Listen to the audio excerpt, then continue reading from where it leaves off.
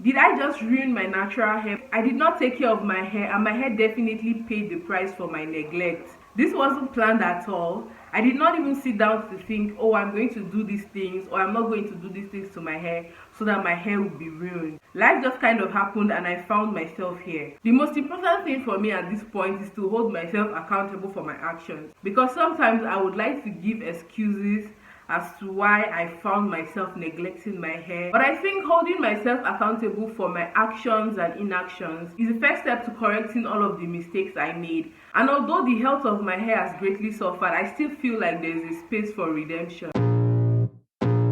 Hello guys, my name is Angela of Afroleague, and in today's video I am going to be keeping it real with you guys. And although it saddens me, but in today's video I'm going to be sharing all of the things I did and things that I did not do that were just terrible for the general health of my natural hair. I am sharing this information so that you do not make the same mistakes that I made. I am also making this video as a reminder to myself so that I do not find myself in the same situation in 2023. The first mistake that I made that none of you should ever make is that I was inconsistent with caring for my hair. And I think calling it inconsistent is putting it lightly. It is me minimizing what I actually did to my hair. I completely neglected my hair for months on various occasions. It was so bad. And every time I would neglect my hair, I would come back and make a video and say, oh, I've been neglecting my hair, but I'm going to do better, yada yada yada yada. And after that video, I would fall right back into neglecting my hair. I think if you put all the time that I was consistent with my hair care together, it will not be up to 3 months. And how many months do we have in a year? That's not even half of the months that we have in a year. And I completely neglected my hair for more than half of the year. It is alarming. And although I would want to give myself some grace, because I did not neglect my hair out of hate or anything that was within my control, most times I neglected my hair, I was actually going through life. And caring for my hair was not top priority for me at that point. Something I would also give myself grace for was that every time I would pull myself out of that cycle, I would ensure that I give my hair a thorough wash, properly deep condition my hair, properly detangle my hair, and put it in a protective style. That I would give myself some points for.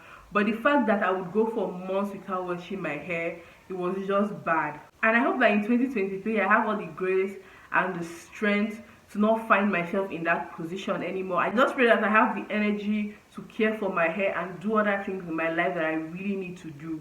Aside praying for strength, one thing I'm going to do to prevent that situation from happening again is to have a manual timetable for caring for my hair. I think not having my hair care routine written down kind of threw me off, because most times I'll just think to myself, oh, it is time for me to wash my hair, and then I'll be like, you know what, I can push it for 1 week. At the end of that week, I'm like, you know, I can actually push it for another week.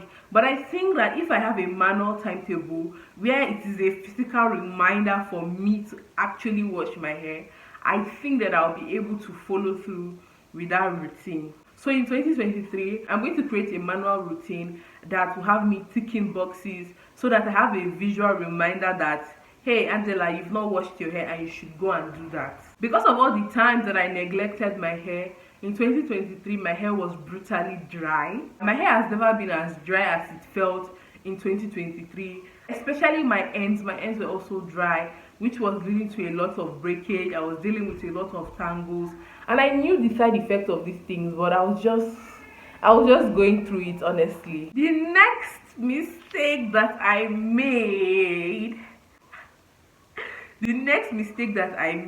that I am so ashamed to say it out right now, is that I did not trim my hair early enough. Like, I was at the point where I knew I needed a trim. It was obvious I needed a trim. My ends were tangling, my ends were breaking up. I knew I needed a trim, but I was pushing it. Like, it is one thing to be ignorant that your hair needs trimming. It is also another thing to know that your hair needs trimming, but you end up not trimming it. Who does that? And what is crazy is that when I eventually trimmed my hair, I had to cut off a lot of hair compared to what I would normally trim off. Once I trimmed my hair, it became super easy for me to detangle my hair.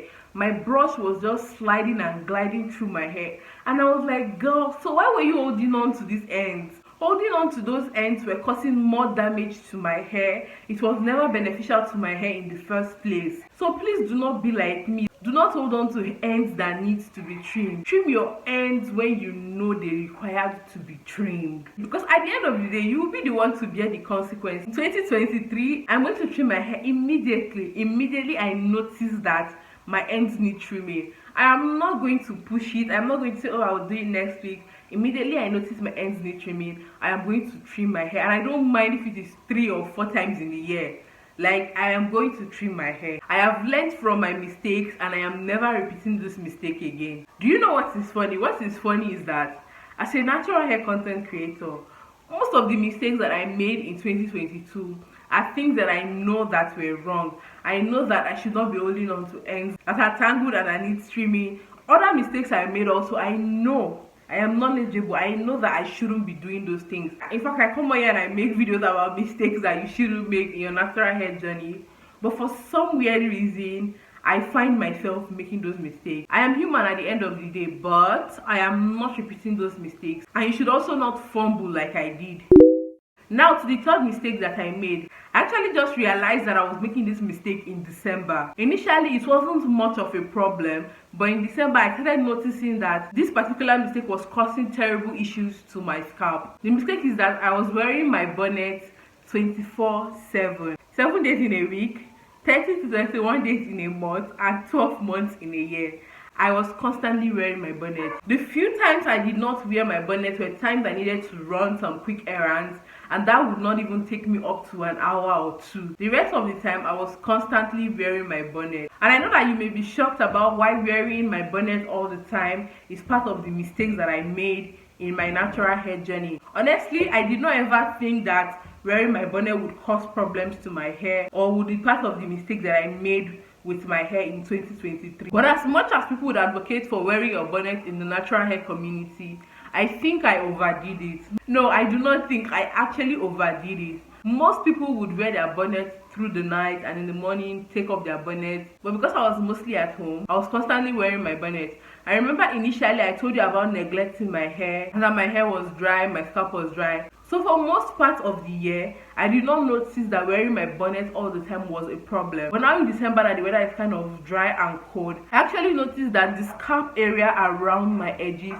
became excessively dry and was flaking a lot. I would not have connected this problem with my bonnet, except for the fact that the rest of my scalp was not having any issue, just around my edges, and this was the part of my head that mostly came in contact with my bonnet. So imagine my scalp is already dry from the neglect, and then I was constantly tying my bonnet on it. It became super dry to the point that my scalp was flaking. And now even though I am trying to reduce how often I wear my bonnet, which is kind of hard for me because I am used to wearing my bonnet, the problem is still there. Like, I'm trying to wash my hair, I'm trying to use products on it, and although I can see a little bit of changes, but the problem is still there. And obviously I know it will not go overnight because the problem did not happen overnight. So I'm going to be patient, and hopefully in a month or 2 I can get the scalp around my edges area to the best health possible. Another solution that I'll be implementing to solve this problem, aside reducing how often I wear my bonnet and taking care of my hair so that my scalp becomes moisturized,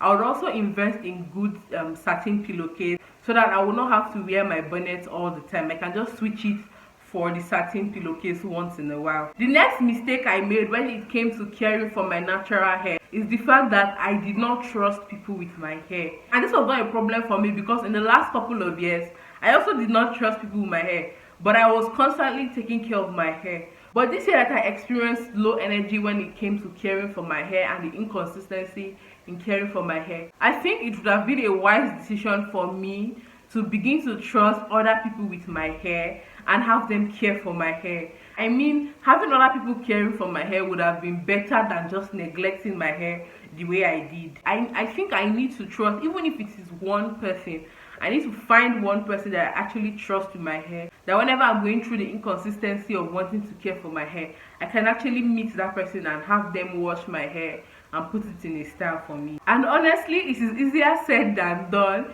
because I have a lot of issues. I have a lot of trust issues when it comes to allowing people care for my hair. I have had people burn my hair with a blow dryer. I have had people use fine tooth comb on my natural hair and have almost half of my hair fall on the floor due to breakage. I have had so many traumatic experiences with having other people care for my hair, and I know it will take a while for me to fully lean into other people caring for my hair, but I think it would be a good decision for me, especially if I can find somebody that really knows how to care for natural hair. The most important thing I'll be looking out for when I'm searching for a salon to go care for my hair is that they have the right knowledge when it comes to caring for natural hair, and they also have to have natural hair themselves. I'm sorry, I'm going to be biased. I feel like someone who has natural hair can 100% give better service to other people with natural hair, so I'm going to be looking out for that. I'm also going to be looking out for affordability. Of course, I know most salons that focus on natural hair would be higher than regular salons in terms of price, but then again, I do not want a salon that will call price that will cut my neck. I want it to be affordable because caring for my natural hair should not be a luxury. It should not be something that only wealthy people can afford. I want a salon that is affordable and that can properly care for my hair. I mean, that is not too much to ask for, I think. So I'm going to take you guys on that journey when I begin to search for salons that I can actually go to get my natural hair done. If you want to see those videos in the next coming months, do make sure to subscribe to my channel and turn on your post notification so that you'll be notified when that video is uploaded. The next mistake that I made, I am too embarrassed to say it. And I know I've been saying I am so embarrassed for every mistake. Like, it's so embarrassing, honestly. Like, I'm so ashamed of myself that I would do these things. Okay, this one is neglecting a DIY recipe that actually worked for my hair. Who does that? Who actually finds something that works for their hair and then neglects it out of laziness? If you've been watching my video, some of you may know that I use clove water on my hair, and the goal was to grow out hair on my bald spot. I've had that bald spot for years and there was nothing that really worked on it. But when I started using clove water, I actually saw a change in my bald spot. And instead of me, now that I have seen a recipe that works, instead of me to continue it, I became lazy, I became too comfortable, and I was like, I'm going to do it tomorrow, I'm going to do it next week. And now the year has ended and I have not been using it. No, just tell me who does that. I cannot really tell if the clove water works in improving the length of my hair, because honestly, I cannot tell you how long my hair is. I don't know where it stops on my body part. I don't even know the length in inches. So I cannot really say if it worked on the length of my hair. But one thing that I know is that it actually worked on my bald spot. So next year, in 2023, I'm going to start using the clove water again on my bald spot until my hair grows to the point where I'm highly satisfied. Something I'm also going to do in 2023 is that I'm going to try out my hands on other DIY recipes. And although I am not a DIY person, I actually prefer store-bought products, but I am willing to try out some DIY recipes, especially DIY recipes that are backed with scientific information.